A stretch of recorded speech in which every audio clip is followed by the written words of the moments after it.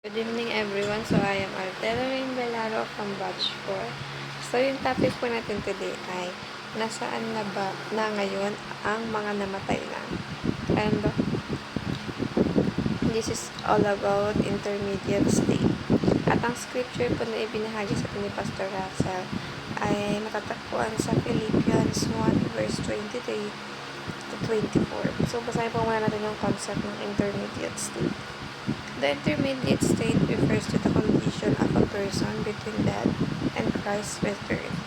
For believers, it is a conscious and joyful presence with the Lord, though not yet in the fullness of resurrection glory. It's not the final state, but a temporary one.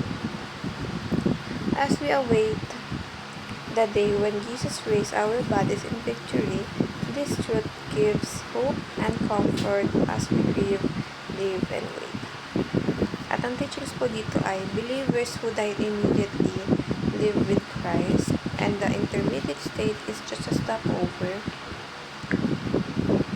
We await the return of Christ and the resurrection.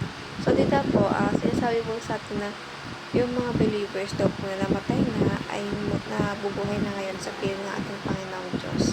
At dito rin ipinapakita rin po na we await the return of Christ and the resurrection. Kaya nga sabi nga sa Biblia na ang lahat ng bagay po ay magkatapusan at ang Panginoong Diyos ay muling bababa mula sa langit at maghukom at kukunin niya ang mga nararapat na para sa Kanya. Kumbaga ka ng mga anak.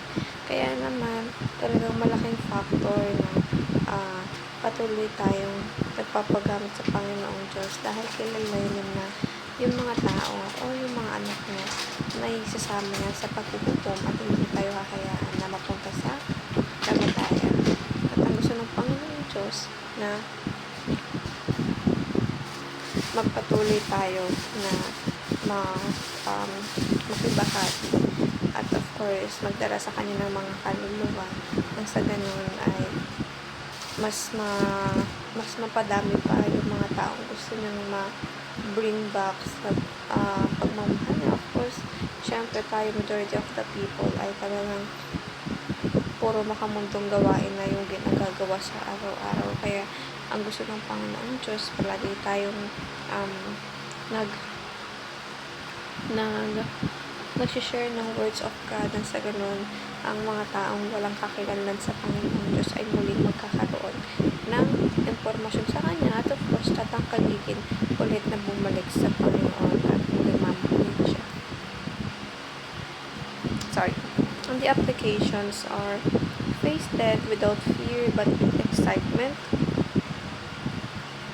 encourage others with the hope of resurrection, and live now in light of eternity with Christ. So tayo bilang mga believers, mga naniniwala sa Panginoon Diyos, huwag na natin hayaan na parang maputol pa yung connection natin sa Panginoon. Dahil hindi lang tayo magsisisi, kundi talagang malaki yung magiging factor nito sa life natin at malaki yung panghihinayang na mangyayari sa buhay natin kung sasayangin natin yung pagkakataon na sa Panginoon tayo. Dahil alam natin yung buhay ng pagwala ang Panginoon Diyos sa atin. So that's all po. I hope you gain some knowledge and understanding in the video of Pastor Russell.